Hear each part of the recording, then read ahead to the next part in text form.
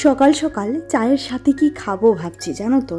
কারণ ওই মুড়িটা না বেশ কিছুদিন ধরে ঘরে আনা হচ্ছে না, তো আনানো করাবো বরকে দিয়ে। আর এদিকে চায়ের সাথে খাওয়ার জন্য একটুখানি আজকে পাঁপড় ভেজে নিচ্ছি। সকাল সকাল মেয়েও এটা নিয়ে স্কুলে গেছে, বলছিল যে মা আমাকে একটুখানি পাঁপড় ভেজে দেবে, তো দিয়েছি। ও এটা নিয়ে স্কুলে গেছে আর আমরাও দেখো খাওয়ার জন্য একটুখানি পাঁপড় ভেজেই নিচ্ছি। সকাল সকাল এসব খেলে বেশ হজম করা যায়, আর ওই সন্ধেবেলা খেলে না তখন আবার গ্যাস অম্বলের একটা ভয় থাকে। তো বেশ কয়েকটা ভেজে নিয়েছি, কারণ বড় আর আমি দুজনেই খাবো সেই কারণে। তো গুড মর্নিং সবাইকে, কেমন আছো বলো তো সবাই? আশা করছি তোমরা সবাই ভালো আছো, আর আমরাও না বেশ ভালো আছি। আমার আরও একটি নতুন ব্লগে আবারও তোমাদেরকে স্বাগত জানাচ্ছি। ঘড়িতে কিন্তু 8:30 বেজে গেছে, সকাল 8:30। বুঝতে পারছো কতটা দেরি করে আজকে চাটা খাওয়া হচ্ছে। সকালে কিন্তু খুব তাড়াতাড়ি ঘুম থেকে উঠেছি, কিন্তু উঠে সেও মন ভালো না, শরীর ভালো না, এই রকমের পরিস্থিতিতে পরে আর একটুখানি শুয়ে পড়েছিলাম। আর হলো বিপত্তি, হয়ে গেল দেরি। আর এখন খাচ্ছি চা। তো চা খাওয়ার পর অন্যান্য সমস্ত কাজ বাজ তো সংসারে আছেই, কারণ আমরা যারা মায়েরা, আমরা যারা হাউসওয়াইফরা আছি তাদের তো আর একদণ্ড বসে থাকার জন্যেই, যতটুকু সময় বিছানাতে থাকা যায় ঠিক ততটুকু সময় হাত পাগুলা একটুখানি রেস্টে থাকে, তারপর থেকে আবার শুরু হয়ে যায়, তাই না?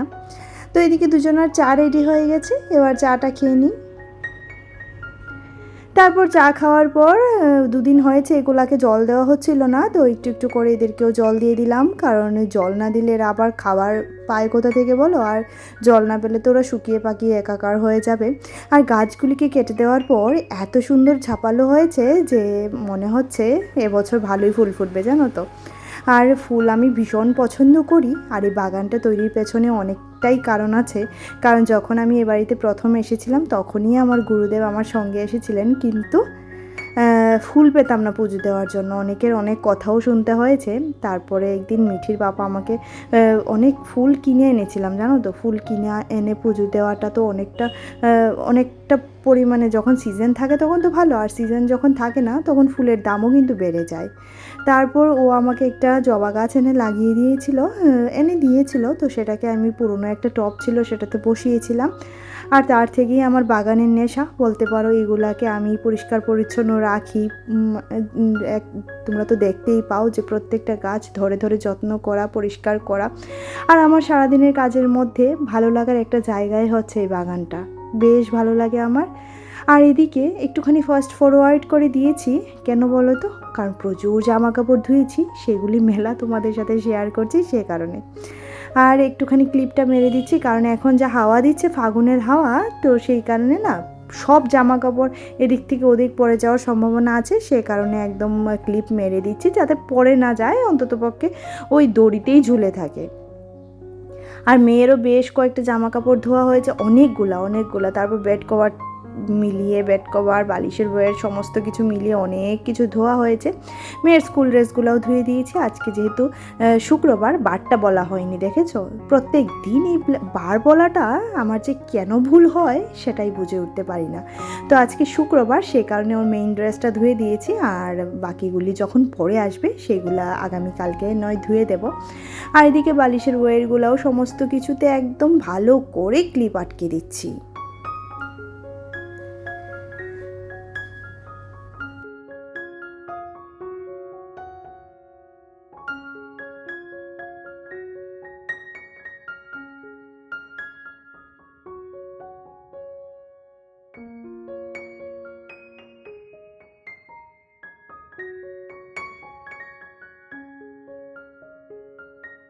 আর আজকে রোদের তেজটাও সাংঘাতিক পরিমাণে, গরমটাও ভালোই লাগছে, জানো তো। আর এদিকে দেখো আমার সমস্ত কিছু মেলা হয়ে গেছে, একদম ক্লিপ টিপ মারা কমপ্লিট। তাও তোমাদের সাথে আবারও দেখাচ্ছি, বলতে পারো এটা প্রমাণ রাখছি যে আমি কতগুলি জামা কাপড় ধুয়েছি। প্রত্যেক দিন ধুই, আর বরকে গুনে গুনে বলি যে আজকে 29টা ধুয়েছি, আজকে 35টা ধুয়েছি, এরকম করি।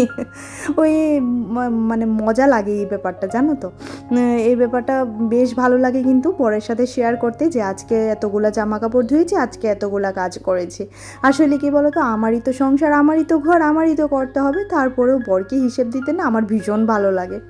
আর এদিকে একটু অগোছালো হয়ে গেছিলো বিছানাটা, সেটাকে একটুখানি গুছিয়ে নিচ্ছি। মিঠি মা এসে তো আবার প্রতিদিনের মতো নোংরা করবেই, তারপরেও এটা গুছিয়ে রাখি আর পালা। আমাদের বাচ্চারা যতই নোংরা করুক বা যতই দুষ্টুমি করুক, আমরা মায়েরা যদি গুছিয়ে না রাখি তাহলে সংসারটাই অগোছালো হয়ে যায়, তাই না? আর এদিকে বালিশগুলোও জায়গাতে রেখে দিলাম, একই সাথে একটুখানি বিছানাটা ঝেড়ে নিয়েছি। কালকে সে এত কাগজ কুটি কুটি করেছে যে কুটি কুটি কাগজগুলিও বিছানাতে ছিল, তো সেটাকে একটুখানি ঝাড় না দিলে আর এই মুহূর্তে হচ্ছে না। তারপর এগুলাকে তুলে ফেলে দেব। আর আজকে এই বিছানার চাদরটা পাল্টেছি, আর যে চাদরটা বিছানো আছে সেটা কিন্তু সব সময় এই বিছানাতে পাতানো থাকে, এটা মাঝে সাঝে আমি ধুয়ে দিই। আর এটা হচ্ছে মিঠির বালিশের ওয়ের পরাচ্ছি, ওর বালিশের ভেতরে দুখানা বই থাকে, কারণ সে নাকি খুব বাজে বাজে স্বপ্ন দেখে, তো ওর ফ্রেন্ডস বলেছে যে দুখানা বই ঢুকিয়ে রাখবি। তো আমিও একদিন বলেছিলাম, আমার কথাটা আমার মেয়ে নেয়নি, ওর ফ্রেন্ডসের কথাটাই নিয়েছে, যাকে ভালো তাও। আর যখন ওর পড়তে ইচ্ছে করে, ও না ভীষণ কমিক্স পড়তে ভালোবাসে, তো যখন ও পড়তে ভালোবাসে তখন এটাকে বের করে পড়ে, আবার একটুখানি ঘুমোয়, একটুখানি পড়ে, এই তো এই করে বাচ্চা। আর বাচ্চাদের যখন যেটা পছন্দের তখন সেটা যদি করতে না দেওয়া হয় না, দেখবে ভালো লাগে না, তাই না? আমাদেরও দেখবে যখন চোখে ঘুম আসে না, তখন একটা পেপার বা একটা বই নিয়ে বসলে কিন্তু বেশ ভালো ঘুম হয়। ছোটোবেলায় আমারও এই বইয়ের নেশাটা ভীষণই ছিল, যেটা এখন মিঠির মধ্যে আছে। আর এদিকে আমার মিঠি মা এসেছে, তো বলছিল মা আমার ভালো লাগছে না, মা আমার ভালো লাগছে না। আসলে হঠাৎ করে গরমটা এমন পরিমাণে পড়ছে, শীত থেকে গরম, তো রাতে শীত লাগে আর সকালে গরম, একটুখানি বাচ্চারা আপসেট হয়ে যায় গো, ওদের পেটও আপসেট হয়ে যায়, মনও আপসেট হয়ে যায়, তাই না? তারপরেও যথেষ্ট চেষ্টা করি মেয়েটাকে সুস্থ রাখতে। এই ওয়েদার চেঞ্জিংয়ের টাইমে বাচ্চাদের বড়দের প্রত্যেকেরই একটুখানি শরীর খারাপটা বেশি করে। তারপরেও আমি মেয়েকে সুস্থ রাখার, মেয়ের বাবাকে, নিজেকে সুস্থ রাখার যথেষ্ট পরিমাণে চেষ্টা করি।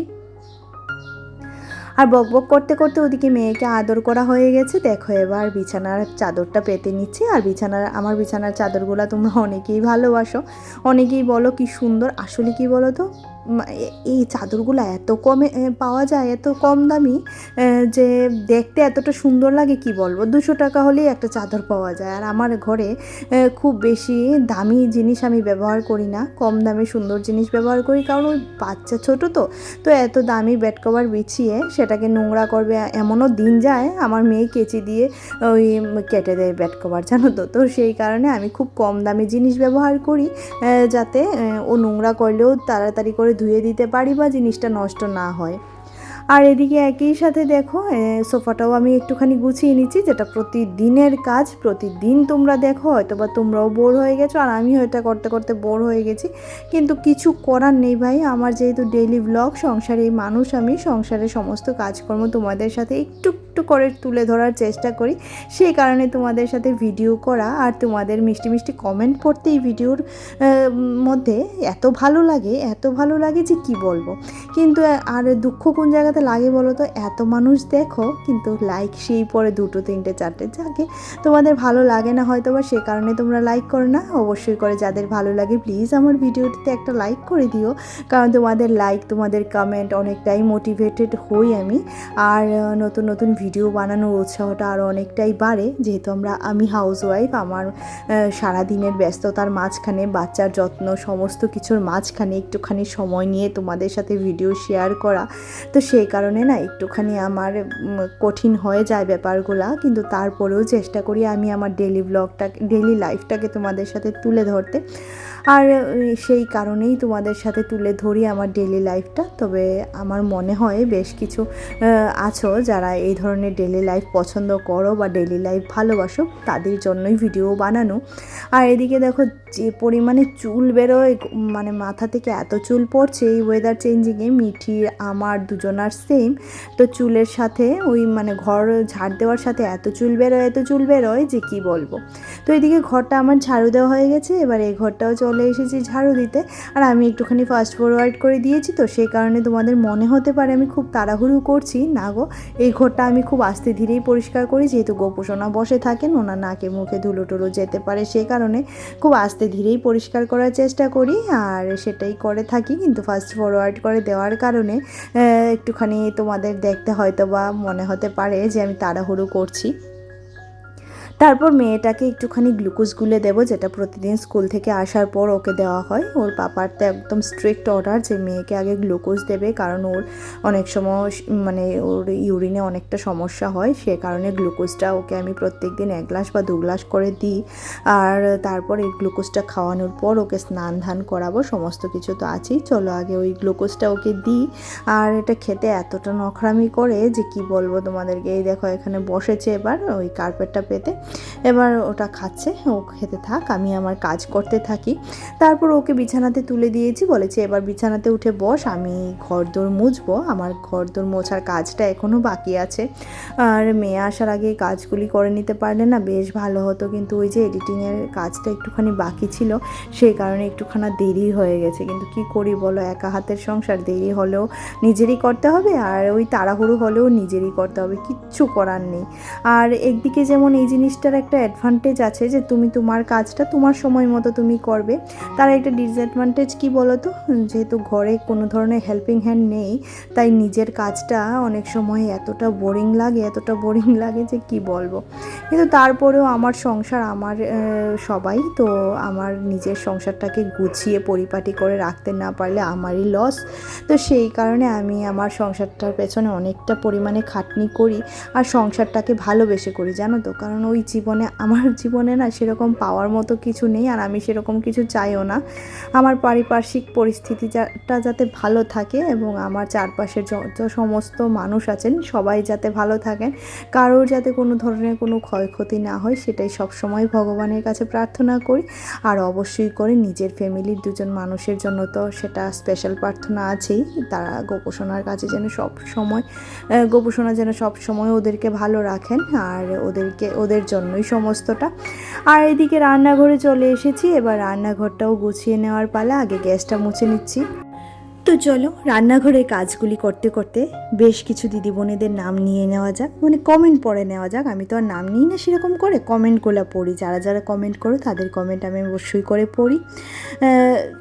এখানে ওই তোমার ডলি নাহার ব্লগ থেকে কমেন্ট করেছে যে দিদিভাই ভালোবাসা দিয়ে শুরু করেছি, ভিডিওটি খুব ভালো লাগলো, এক কথায় অসাধারণ। অসংখ্য ধন্যবাদ দিদিভাই, যে ভিডিও তোমার কাছে ভালো লেগেছে তার কারণে অসংখ্য ধন্যবাদ। মায়া চক্রবর্তী দিদিভাই বলছিল শুভ সকাল, অনেক দিন পর তোমার ভিডিও দেখলাম, কেমন আছো বোন? অনেক দিন পর মিঠি মাকে দেখলাম, খুব ভালো লাগলো, পুরো ভিডিও দেখলাম।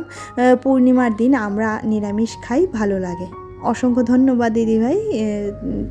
আর আমিও নিরামিষ খেয়েছি, কারণ আমার বর বাড়ি ছিল না, তো বর বাড়ি থাকলে আমি কখনোই নিরামিষ খেতে পারি না।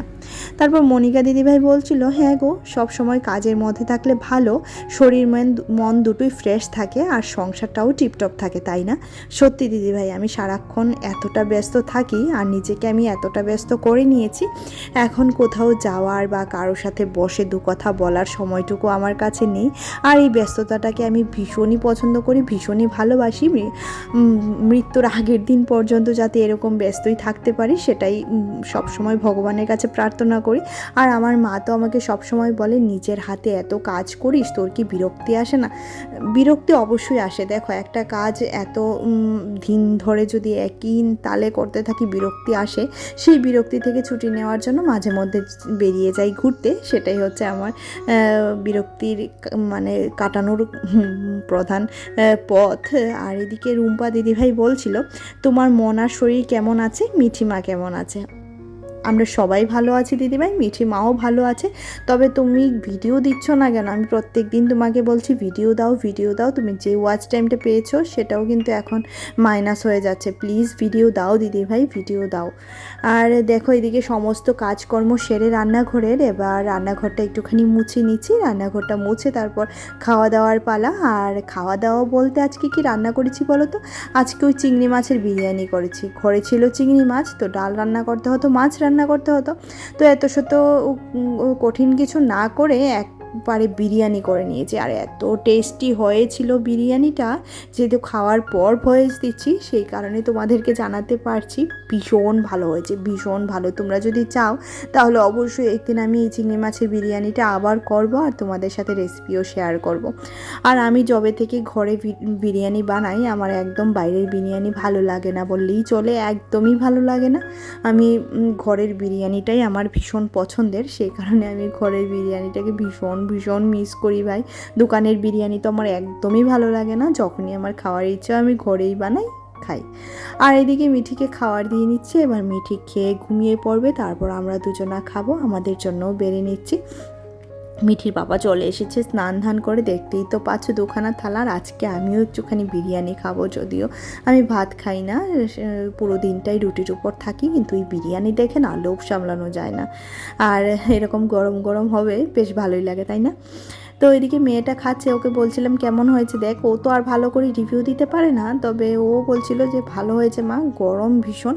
তো ওর কাছে একটুখানি গরমই লাগছিল, আসলে একটু আগেই নামিয়েছি তো সেই কারণে জিনিসটা গরম রয়ে গেছে। আর বিরিয়ানি জাতীয় জিনিস একটু যদি গরম গরম না খাওয়া যায় ভালো লাগে না দেখবে, তাই না? তো মেয়েকে বলছিলাম এটা খেয়ে দেখ ওটা খেয়ে দেখ, তো সে আবার খাচ্ছিল। আর একটা কথা কি বলো তো, পরিবারের সাথে বসে তুমি যদি মানে শান্তিতে ডাল ভাতও খাও না, তার মতো মজা, তার মতো আনন্দ পৃথিবীতে আর কোথাও নেই, তাই না? আর এখন ঘড়িতে কটা বাজে বলতো? এখন ঘড়িতে বাজে ঠিক দুপুর 2টো। আর এই মুহূর্তে এই বিরিয়ানির সাথেই আমি আজকে আমার ভিডিওটি শেষ করছি। ভিডিওতে যদি কিছু ভালো লেগে থাকে তাহলে অবশ্যই একটা লাইক করে দিও, কমেন্ট করে জানিও যে কি ভালো লেগেছে। আর পারলে চ্যানেলটিকে সাবস্ক্রাইব করে দিও, পাশে থাকা বেল আইকনটিও ক্লিক করে দিও, যাতে করে আমি যখনই ভিডিও আপলোড করি নোটিফিকেশনটা তোমরা পেয়ে যাও আর ভিডিওটি সিন করতে পারো। তো এই যে হচ্ছে বিরিয়ানির লুক। তো দেখা হচ্ছে পরবর্তী আরও একটা ব্লগে, ততক্ষণের মতো টাটা।